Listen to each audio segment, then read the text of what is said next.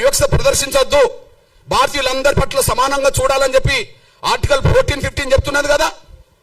మత స్వేచ్ఛ ఉన్నది, సమానత్వం అందరినీ సమానంగా చూడమని ఉన్నది. మరి ఇప్పుడు దళితులు మాత్రమే క్రైస్తవ మతంలో తీసుకుంటే ఎస్సీ హోదా రద్దు అవుతుందని ఎట్లా ఆర్డర్ వస్తుంది? దళితులు మాత్రమే క్రైస్తవ మతం తీసుకుంటే ఎస్సీ హోదా రద్దు అవుతుందని చెప్పి ఎట్లా ఆర్డర్ వస్తుంది?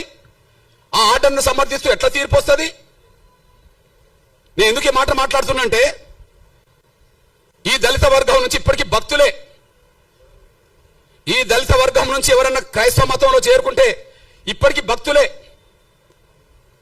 కానీ క్రైస్తవ మతాన్ని ప్రచారం చేసే పెద్ద పెద్ద మిషనరీ సంస్థలు ఉన్నత వర్గాలు, పెద్ద మిషనరీ సంస్థలు ఉన్నత వర్గాలు. అందులో బ్రాహ్మణులు ఉన్నారు, అందులో వైశ్యులు ఉన్నారు, అందులో బ్రాహ్మణులు ఉన్నారు. ఇక్కడ తెలుగు నేల మీద కమ్మ వాళ్ళు ఉన్నారు, రెడ్లు ఉన్నారు, కాపులు ఉన్నారు, అందరూ ఉన్నారు. ఇక్కడ కుట్ర జరిగింది. ఆర్డర్ కంటే ముందు కుట్ర జరిగింది. ఈ 1950లో వచ్చిన ఆర్డర్ రాజ్యాంగ విరుద్ధము. ఆర్డర్ వివక్షతో కూడిన ఆర్డర్. అది ఆ వివక్షతో కూడిన ఆర్డర్ రావడానికి కారణమేంది? అప్పుడు ఇప్పుడు మత బోధకులు అగ్రకులాలే నా ఆరోపణ. అప్పుడు 100 ఏళ్ల క్రితం చరిత్ర, ఈనాటి చరిత్ర. 100 ఏళ్ల క్రితం చరిత్ర, ఈనాటి చరిత్ర.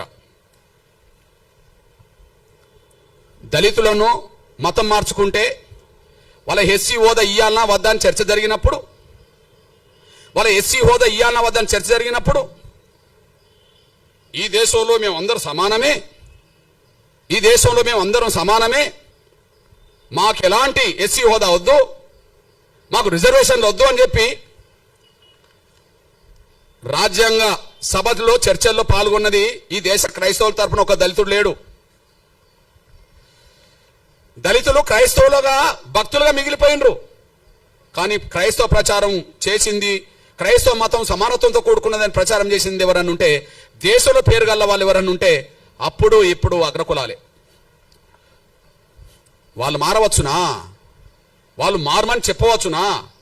వాళ్లకు ఈ ఆర్టికల్ ఏదైతే ఈ రాష్ట్రపతి ఇచ్చిన 1950 ఆర్డర్ అయితే వాళ్ళకు వర్తించదా? కుట్ర జరిగింది. రాజ్యాంగం రాయడానికంటే ముందు రాజ్యాంగ సభ చర్చల్లో